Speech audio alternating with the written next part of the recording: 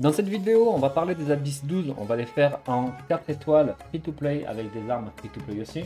Vous allez voir que c'est bien galère. Il faut juste bien organiser ces équipes, surtout prendre les bons personnages si vous les avez. Pour ces Abyss, c'est l'équipe numéro 1. J'ai pris Yanfei, donc level 80 sur 80. J'ai juste de la monter pour cette démo parce qu'il me manquait un pyro et je voulais une équipe pyro.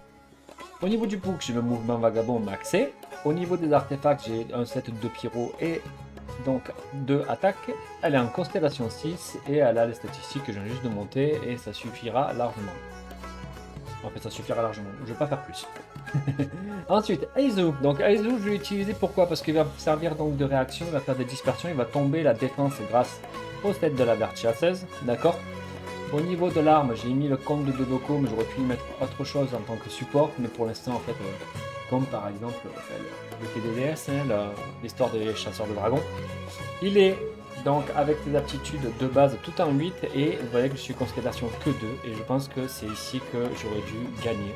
Parce que si j'étais constellation 6, j'aurais foutu un mètre DPS dans mon équipe pour que ça fasse plus de ravages. Mais bon, du coup j'ai monté Yanfei parce que j'avais les constellations, elles, qui étaient à fond. Après Xiangling, donc constellation 6 comme vous avez vu, elle est level 90, elle est avec la prise et le set emblème pour un maximum de dégâts de déchaînement élémentaire et ses aptitudes sont donc la Pyronado qui est couronnée. Et ensuite Bennett qui est là donc en level 90 aussi avec la lame d'Aubier. Au niveau du set d'artefact aussi je me suis planté, je pensais avoir un 4 pièces ancien rituel donc pour avoir le bonus d'attaque de 20% lorsqu'il balance son burst. Mais c'est pas le cas, j'avais ça, donc écoutez, ok. Constellation 5 sur 6 et donc son merveilleux voyage qui est maxé. La seconde équipe pour les Abyss, ça va être avec le voyageur level 90, avec donc épée de Favonius ainsi que un souvenir de la forêt ici, constellation 6, et tout avec la manifestation surgente qui est couronnée. Kugi issue de Boo McFlurry, elle est level 90, elle a la pluie florale, avec un set de rêve doré parce qu'elle va faire les déclenchements de la réaction d'Endro, constellation 6 et les statistiques qui sont assez montées aussi, étant donné que je suis en constellation 6. Suivi de Shinkyu, level 90, avec donc l'épée rituelle pour le double E, le set d'artefact emblème pour un maximum d'attaque au niveau de son déchaînement élémentaire, constellation 6 avec donc sa pluie qui est couronnée. Et pour finir, pour bien avoir des corps un peu partout, nous avons la petite Collet, level 80 sur 80, avec donc l'arc rituel pour doubler le E. On est sur un set de souvenirs de la forêt, j'aurais dû y mettre autre chose parce que du coup là ça n'apporte pas énormément, baisser la résistance. Voilà, ça baisse la résistance, mais du coup comme le voyageur il a aussi, je pense qu'en double ça ne marche pas. Constellation 4 et donc les aptitudes qui sont montées, surtout les deux principales. Bon c'est parti, énergie recharge parce que ça va rapporter à tout le monde, surtout à Xiangling et son build. Donc là vous envoyez Bennett. Ensuite, vous envoyez Xiangling et vous êtes directement avec du Aizu pour baisser leur défense au pyro. Et ensuite, vous prenez votre DPS et vous tapez. Donc vous voyez que moi, je peux taper en zone ici. Alors attention à elle là, qui se sépare. Elle se sépare. Donc en fait, le but du jeu, c'est de faire un maximum de dégâts sur multi-personnages. Vous voyez comme j'ai là.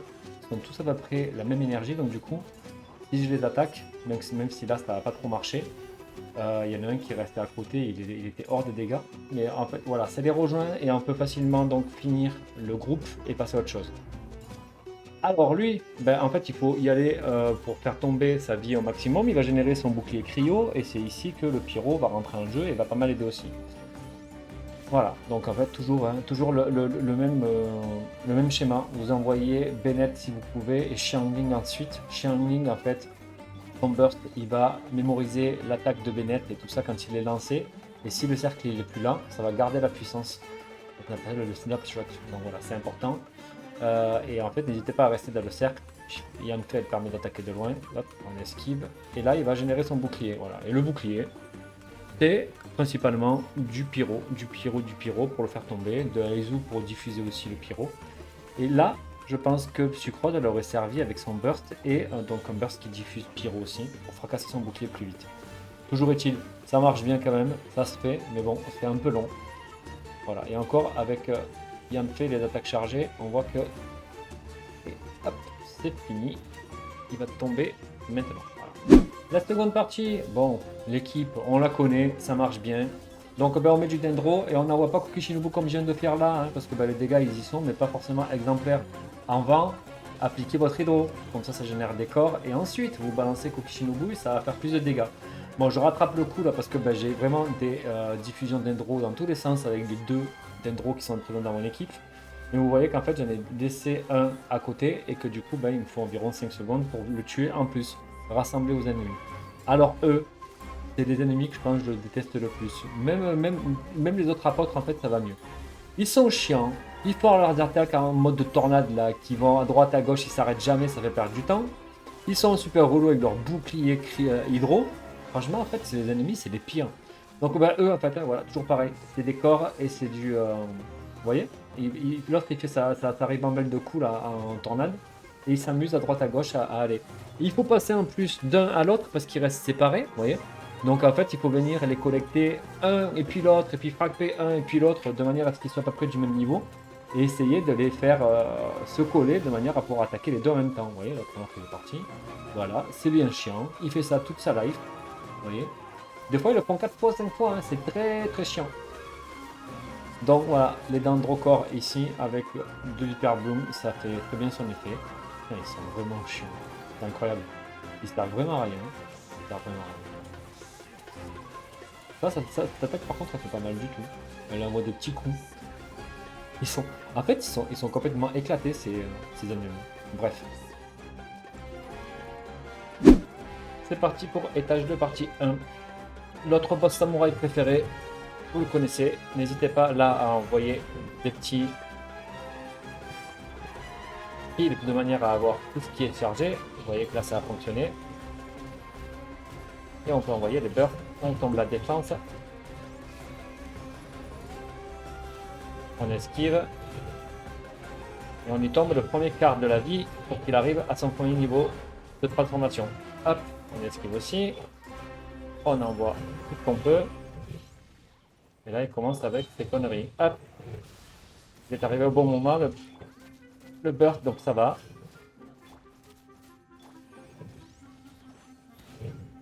Il est contre le mur, donc généralement il fait ça.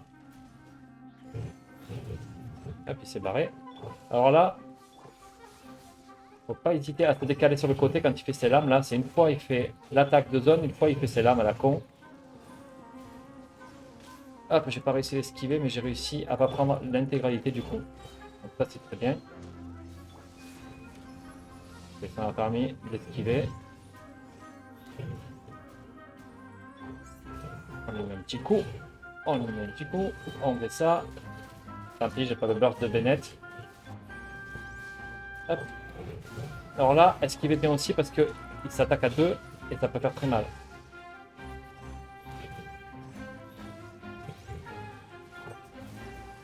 Hop, une belle esquive. Et on envoie encore tout le bordel. Très bien. Ça permet. On fait tomber la défense. Ok. Ah, je l'ai eu. Ouais. Ouf.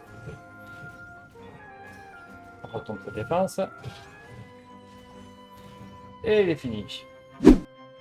Cet étage-là, c'est l'étage le plus relou des abysses. Il faut bien les paquer. Il ne faut pas hésiter à les paquer, et générer un maximum de corps d'endro. Donc là, en fait, l'ordre n'était pas non plus le bon, mais bon, ça passe et vous voyez qu'en fait, les dégâts d'endro, ils pullulent dans tous les sens. Il ne faut vraiment pas hésiter à les paquer. Hein. Vous voyez, celui qui est à gauche, j'y vais pas assez. Voilà, donc j'y vais maintenant pour pouvoir le rattraper. Et pour qu'il vienne, voilà. Il va se rapprocher, il fait son malin, mais bon, il se fait tâter le cul, et hop, c'est ciao. Maintenant, il ne reste plus que lui. Donc voilà, le but du jeu, c'est vraiment de les paquer. Bon, cet abruti là. Qu'est-ce qu'ils sont chiants, ils servent vraiment à rien. Ils servent à rien quand ils font leur tornade qui tourne et qui t'embarquent et ils font ça pendant 100 ans. Donc voilà, donc les deux sont tombés maintenant. Voilà, ça c'est casse-couille. Ça, voilà, et il le fait 3 fois, 4 fois, et en fait il s'arrête pas et il fait perdre le temps. C'est très chiant. Bon là, en fait, le double cryo aurait vachement aidé, mais ou au moins un cryo. Mais le problème c'est que le cryo dans l'équipe, après ça pénalise, parce que ils sont pas forcément en alchimie avec les autres. Et là, en fait, c'est pas ce qu'on cherche au niveau de ces abysses, c'est les réactions cryo et les réactions de fonte. Donc voilà. On voit qu'il y en a un qui a été délaissé et que l'autre non, mais bon, comme ça, au moins, ils me lâcheront. Et je pense que... Voilà. Dendro, on y va à fond. Cookie, on voit. Attention à ces ennemis, quand vous vous faites toucher, ça prolonge les cooldowns du personnage qui est déployé. 3-1, cet étage-là n'est pas compliqué, mais il peut être long si vous n'avez pas la bonne rotation. On a un robot en premier, ainsi qu'ensuite 2 brutaux givrés. Ils sont bien chiants, faites attention, ils peuvent vous one-shot avec leurs attaques, surtout que des fois, ils n'arrêtent jamais de la faire. Donc c'est là que vos bursts seront envoyés si vous n'arrivez pas bien à esquiver. Je vous rappelle, un burst, ça permet d'esquiver. Il y a ces vagues aussi de cailloux qui sont au sol là, qui peuvent vous faire très mal, donc il faut réussir à esquiver des fois de temps en temps, ou avoir par exemple le cercle de baïonnette qui vaut il a suffisamment pour encaisser la charge. Vous voyez que le robot en fait tout simple qu'on éclate en 2-2, hein, il me résiste quand même pas mal. Mais bon. En plus il envoie sa tornade là, mais vraiment il change jusqu'au bout quoi. Voilà, maintenant les 2 brutaux à Brutus. Donc eux, ben voilà, le bouclier on les fait tomber, donc ben, le crayon encore, ça n'aurait pas aidé là. On voit que justement le pyro, ben, ça aide vachement aussi cette partie là, c'est pour ça que j'ai pris cette équipe là. Voilà, donc ça attaque, hein, vous voyez, ils y vont, hein. Donc j'arrive à esquiver à peu près, hein, on voit, hein, mais je suis hors du cercle du coup, et c'est pas bon. Voilà, Aizu qui me sauve à chaque fois. Voilà, j'ai des bursts qui sont faits au cas où. Si j'arrive à en tuer un, je m'en sortirai. Voilà, il y en a un qui va tomber. Et donc maintenant, en fait, le but du jeu, voilà, c'est si vous arrivez à faire ça en moins de 1 minute, c'est bien. Mais moi, j'avais pas forcément les équipes, mes personnages, comme vous avez vu, ils sont pas optimaux. La seconde partie, bon, le boss serpent là, du centre du désert de Sumeru. Voilà. Lui, il est très chiant. Pourquoi? Parce que bah, il est dans le sol et qu'il prend son temps, monsieur, pour faire ses petites rondes et tout ça. Ici, un anémo est nécessaire normalement parce que lorsqu'il va faire sa sorte de tornade où il va générer des particules qui vont ensuite attaquer le sol, si vous faites une dispersion anémo sur une de ces particules, ça va y éclater la tronche et il va se casser la gueule au sol. Vous allez voir que j'arrive à le faire un petit peu malgré que j'ai pas anémo. Mais si sucrose est nécessaire, c'est bien. À la place de coller. Mais moi, je préférais avoir collé pour avoir plus de blocs dendro. Ici, je pense qu'il y a une stratégie aussi, c'est de poser les zones dendro et de pouvoir générer des corps dendro et de l'hyper de l'exubérance. Vous voyez cette technique là? C'est celle-là en fait où il faut le faire tomber si on peut. La première fois, j'y arrive pas. Vous voyez, ça a pété, mais ça l'a pas embarqué. Et du coup, bah, je suis grillé maintenant parce qu'il va attaquer et c'est là qu'il faut bien esquiver, donc avec un burst. Voilà, donc j'ai envoyé coller, ça m'a sauvé. Mais le but du jeu, c'est de poser les zones dendro et de faire des corps et donc de l'hyper bloom pile poil au moment où le serpent il va sortir et pour un maximum d'effet. Parce qu'il est très long à tuer à cause de ça, vous voyez. Et en plus, quand il est comme ça en train de faire ces vagues là, et je pense qu'il a une défense. Donc du coup, c'est super chiant à lui faire tomber sa vie. Bon, on génère un maximum de dégâts. Voilà, on est presque à la moitié et vous voyez que je l'ai 7 minutes là. Hop, la troisième étoile elle est partie. Le but du jeu c'est d'en avoir 2. Hein. On va prendre ce qu'on peut avec les 4 étoiles. De toute manière, je peux pas m'attendre à beaucoup. Cet avis, c'est vraiment dur. Il faut avoir les personnages maxés, je pense, pour que ça passe. Et regardez là, d'un coup, ça va péter. Et normalement, je vais le faire tomber. Voilà, il y en avait au sol, vous voyez, je l'ai frappé. Et donc, ça a fait tomber. Du coup, bah, quand il est au sol, sa défense, ah ben là, ça marche beaucoup mieux. Et c'est ici qu'il faut avoir tous les bursts. Mais bon, comme j'avais pas sucrose, je ne savais pas si j'allais le faire tomber à chaque fois. Et mes bursts n'étaient pas prêts. De toute manière, je cherche à avoir un bon ratio d'étoiles à la fin des abysses. Et pas forcément. Je réfléchis pas forcément à ce que je fais. Mes rotations sont pas exemplaires ici. Ne prenez pas exemple. Mais vous voyez qu'avec les personnages, ça passe. Toujours un peu de force. Je sais pas comment sortir le carreau et faire du c'est des carreaux des abysses. Il doit y avoir un pattern au niveau de la map pour voir où il est. Le problème c'est que la map elle est pas affichée en haut et que du coup je peux pas voir. Mais il doit y avoir un pattern comment il se situe et qu'on puisse anticiper et poser les zones d'endro au bon endroit pour vraiment lui faire mal quand il est disponible.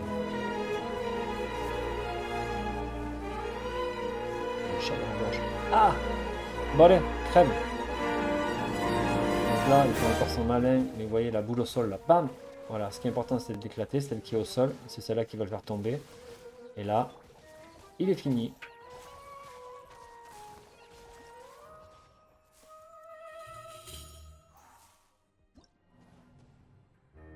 Bon, ben, la vidéo là, elle est finie, et vous voyez, il y a une nouvelle qui vient d'apparaître. Cliquez dessus, vous verrez, c'est super intéressant. Allez, salut!